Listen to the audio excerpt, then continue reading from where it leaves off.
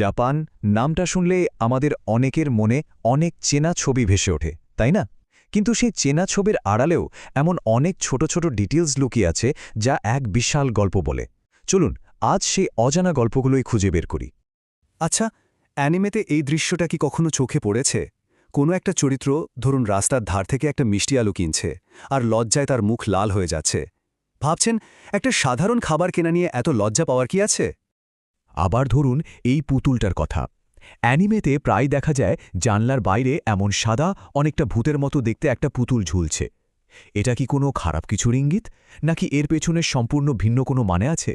আসলে এই যে ছোট ছোট আপাত দৃষ্টিতে অদ্ভুত দেখতে জিনিসগুলো, এগুলো কিন্তু শুধু কার্টুনের খেলখুশি নয়। এগুলো হলো জাপানের বিশাল সংস্কৃতির গভীরে উঁকি দেওয়ার একটা জানালা। তো চলুন প্রথমে অ্যানিমেতে লুকিয়ে থাকা এই ছোট ছোট রহস্যগুলোর জট খোলা যাক আর দেখি এগুলো থেকে জাপানের সংস্কৃতি নিয়ে কি কি অবাক করা জিনিস জানা যায়। ওই যে ভূতের মতো দেখতে পুতুলটা, ওটা আসলে ভয়ের কিছু না। এর নাম হল তেরু তেরু বোজু। জাপানে বৃষ্টি থামিয়ে একটা ঝলমলের রুদ্রোজ্জ্বল দিনের আশায় এই পুতুলটা ঝোলানো হয়। মানে এটা হলো আশার প্রতীক। অ্যানিমেতে আমরা যা দেখি তার অনেক কিছুই কিন্তু জাপানের বাস্তব জীবন থেকেই নেওয়া। যেমন ধরুন ওই মিষ্টি আলুর ব্যাপারটা।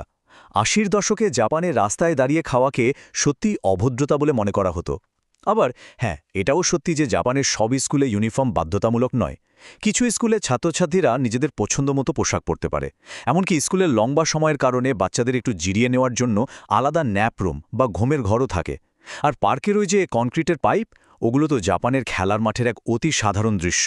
অ্যানিমের এই ছোট ছোট ডিটেলস থেকে বেরিয়ে এবার একটু বড় পরিসরে ভাবা যাক। জাপানের রাস্তার সাধারণ খাবারগুলো কিভাবে আজ সারা বিশ্বের রান্নাঘরে জায়গা করে নিল। চলুন সেই গল্পটা দেখি। এই স্লাইডটা দেখুন, কি দারুণভাবে ব্যাপারটা দেখানো হয়েছে। একদিকে ডোরায়াকির মতো ঐতিহ্যবাহী খাবার, যা আমরা ডোরেমনের দৌলতে চিনি। আর অন্যদিকে সুশি বা রামেনের মতো খাবার, যা আজ গ্লোবাল আইকন হয়ে গেছে।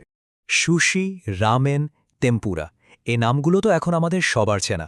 এ খাবারগুলো এখন আর শুধু জাপানের নয়, এগুলো আন্তর্জাতিক কুইজিনের একটা গুরুত্বপূর্ণ অংশ হয়ে উঠেছে, যা বিশ্বজুড়ে জাপানের প্রভাবকে আরও অনেক মজবুত করেছে।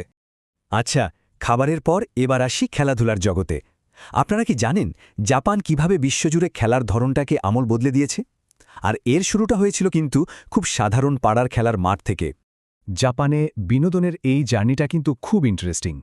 পাড়ার সাধারণ পার্ক থেকে শুরু করে বেসবলের মতো জাতীয় খেলা, আবার কারাওকের মতো সামাজিক বিনোদনের একটা নতুন কনসেপ্ট তৈরি করা। আর তারপর তো এলো ডিজিটাল বিপ্লব, যা ভিডিও গেমকে শখের জায়গা থেকে এক বিশ্বজোড়া ইন্ডাস্ট্রিতে পরিণত করেছে। আর এই খেলার সংস্কৃতি থেকেই জন্ম হয়েছে নিনটেন্ডো, সনি, সেগার মতো সব বিশ্ব কাঁপানো কোম্পানির। সুপার মারিও, পোকেমন বা প্লে স্টেশনের কথা ভাবুন। এগুলো তো শুধু গেম নয়, এগুলো আমাদের অনেকের শৈশবের অংশ। কিন্তু জাপানের গল্পটা শুধু খাবার বা গেমিংয়েই থেমে নেই। তাদের এই উদ্ভাবনী ক্ষমতা, প্রযুক্তি আর সংস্কৃতির এক বিশাল সাম্রাজ্য তৈরি করেছে। গাড়ির জগতে টয়োটা, হন্ডা, নিসান বা ইলেকট্রনিক্সে প্যানাসনিক, তোশিবা, এগুলোর নাম শুনলেই আমাদের মাথায় আসে কোয়ালিটি আর ভরসার কথা। আর বুলেট ট্রেনের কথা তো না বললেই নয়। আর এর সাথে আছে পপ কালচারের এক বিশাল জগৎ। Dragon Ball, Naruto, Pikachu, Hello Kitty, Godzilla, এই নামগুলো আজ বিশ্বজুড়ে মানুষের মনে জায়গা করে নিয়েছে। এদের হাত ধরেই জাপানের সৃজনশীলতা গোটা বিশ্বে ছড়িয়ে পড়েছে। সব মিলিয়ে ব্যাপারটা কি দাঁড়ালো? এই কথাটা খুব সুন্দরভাবে পুরো বিষয়টাকে তুলে ধরে। জাপান যেন এক অদৃশ্য শিক্ষকের মতো, যা আমরা হয়তো খেয়ালও করি না, কিন্তু যা নীরবে আমাদের প্রতিদিনের জীবনকে একটু একটু করে গড়ে তুলছে। শেষ করার আগে একটা প্রশ্ন রেখে যাই।